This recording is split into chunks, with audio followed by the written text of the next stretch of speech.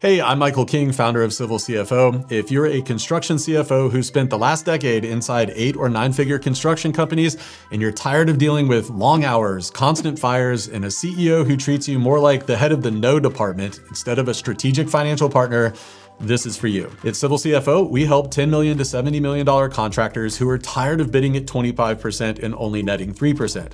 Our job here is simple, to help them hit 10% net consistently. And so we've built this firm for CFOs like you, battle-tested construction CFOs who still love building great businesses, but are done sacrificing their life for one company and one CEO. So in the next few minutes, I'm going to show you what fractional CFO work actually looks like on our team, what a week in the life feels like, and how you'll know if you're a fit and if you're winning. First, it's important to point out that our clients already have bookkeepers and controllers and CPAs. They don't need another historian.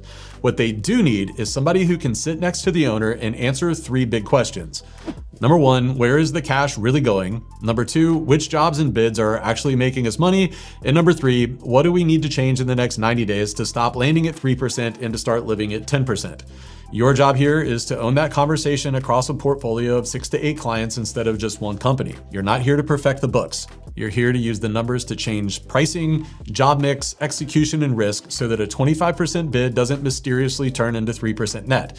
It turns into a real 10% bottom line on purpose every time. So that said, here's what the cadence looks like. This is what a typical work week or work month looks like. Internally, you'll have one 90-minute meeting with me and the rest of the Civil CFO team.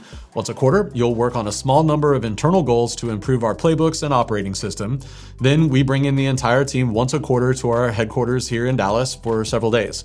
A few times a year, you might join me at a conference or a workshop. The rest of your time is for client work. And so for each client, you'll typically have 2 scheduled calls each month. First, you'll lead a monthly strategy call that's about 60 minutes with the owner and key leaders. You bring things like a 13-week cash forecast, 12 to 24-month projections, and 2 to 3 scenarios to walk them through. You'll help them make real decisions that move them towards 10% net.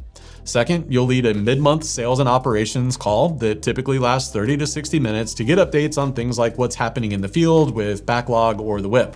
You may also do quarterly on-site visits with certain clients. That said, when we sign a new client, you'll do a 2-day on-site onboarding to get inside their business, and you'll typically travel with me for a half-day sales meeting before we sign them on. Most weeks, you're working 40 to 45 hours a week, Monday through Friday during normal business hours. You'll have limited travel, no board meetings or pitch decks, and you'll have no midnight crisis calls. Now, let's talk about what makes this job hard and who crushes it here. First, it's important to understand that this is not an easier job than being a full-time CFO.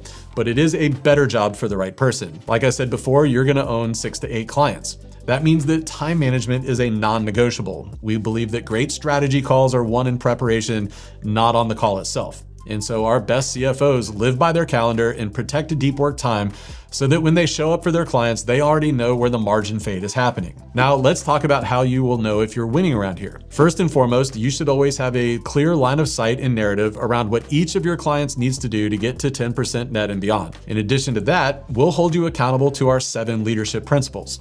Principle number 1 is future first. Owners hire us for where they're going. History is just an input.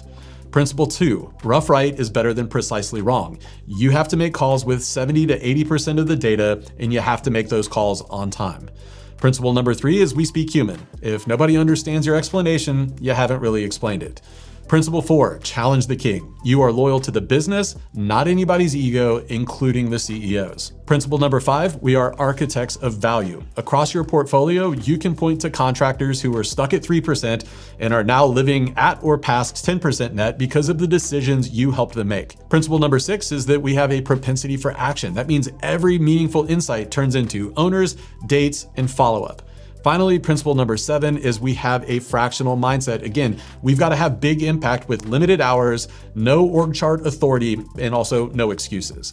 So if you need perfect data, daily access, and a big internal team to feel effective, you will hate this work. But if the idea of taking a $20 million contractor who's stuck at 3% net and helping them build to 10% year after year sounds like a satisfying way to spend your week, you will probably love it here. And so if you've been a full-time construction CFO for at least 5 to 10 years and you want to have more impact across more contractors without giving your life away to one CEO, we should talk. If you're curious but unsure, apply anyway. Worst case, you get clarity.